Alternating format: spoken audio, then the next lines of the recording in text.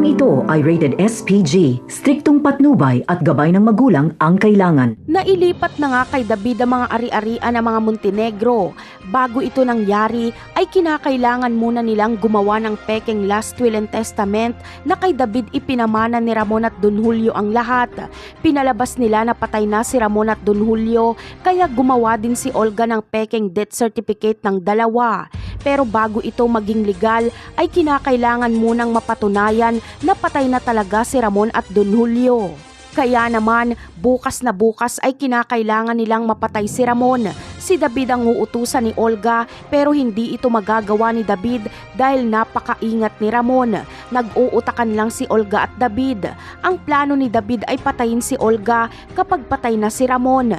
Ganon din ang plano ni Olga. Kapag patay na si Ramon at Don Julio ay isusunod niya na si David at ang matitirang Montenegro ay si Olga na lang. Samantala, magkakaproblema naman si David sa mga ari-arian ng mga kabalyero dahil hindi ito mailipat sa kanya dahil may nagpakilalang natitirang kabalyero at ito ay si Tanggol.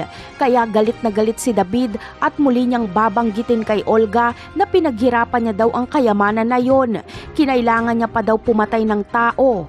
Ikikwento ni David na pinatay niya si Camille, wag lang siyang mabisto at pinatay niya yung nagngangalang Samantha para lang pumayag si Senyora Bettina na ipakasal sa kanya si Catherine. Dito ay magpipintig ang tenga ni Olga at itatanong niya kung sinong Samantha ang tinutukoy ni David.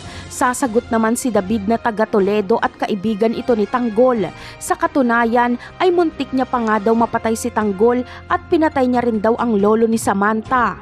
Sa tindi ng galit ni Olga sa nalaman niyang si David pala ang pumatay kay Bubbles ay papatayin niya si David.